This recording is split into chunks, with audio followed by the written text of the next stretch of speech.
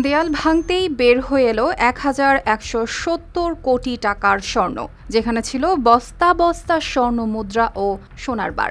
এত স্বর্ণ একসঙ্গে দেখে মিস্ত্রিরা প্রথমে বুঝতেই পারছিলেন না আসলে কি হচ্ছে, কারণ তারা তো সেখানে গুপ্তধন খুঁজতে যাননি, গিয়েছিলেন একেবারে সাধারণ একটা বাড়ি সংস্কার করতে। কিন্তু কে জানতো সেই বাড়ির পুরনো দেয়ালের ভেতরে লুকিয়ে আছে এত সম্পদ।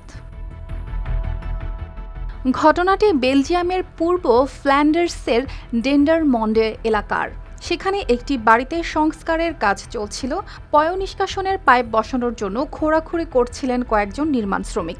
কাজ করতে করতেই হঠাৎ দেয়ালের ভেতর কিছু মুদ্রা চোখে পড়ে তাদের। প্রথমে তারা ভেবেছিলেন এগুলো হয়তো সাধারণ এক ইউরোর কয়েন, কিন্তু একটু পরেই যখন সোনার বার বের হতে শুরু করলো, তখন আর বুঝতে বাকি রইল না বড় কিছু পাওয়া গেছে।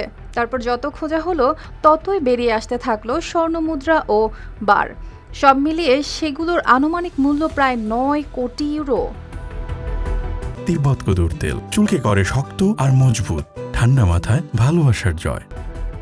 এখন এত সোনা সামনে পড়ে থাকলে অনেকের মাথায় হয়তো প্রথমেই আসবে এগুলো রেখে দেওয়া যায় না, কিন্তু মিস্ত্রিরা সেদিকে যাননি। তারা সঙ্গে সঙ্গে পুলিশকে খবর দেন।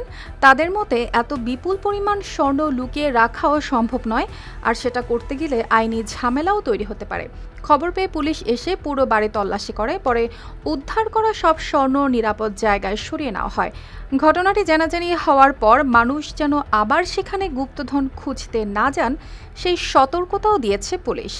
কিন্তু এবার আসল ঝামেলা, এত স্বর্ণ পাবে কে? বেলজিয়ামের আইন অনুযায়ী প্রকৃত মালিকের সামনে এসে সোনার দাবি জানানোর জন্য ৫ বছর সময় রয়েছে। এখন পর্যন্ত সেই মালিককে তা জানা যায়নি। আর যদি ৫ বছরেও কাউকে পাওয়া না যায় ও স্বর্ণের সঙ্গে কোনো অপরাধের সম্পর্ক না থাকে, তাহলে বাড়ির মালিক ও গুপ্তধন খুঁজে পাওয়া ব্যক্তিদের মধ্যে এই সম্পদ ভাগ হয়ে যেতে পারে। মানে দেয়াল ভেঙে গুপ্তধন তো পাওয়া গেছে, কিন্তু ভাগ্য খুলবে কি না সেটা জানতে মিস্ত্রিদের অপেক্ষা করতে হতে পারে ১,৮২৩ দিন। অর্পিতা জাহান, RTV।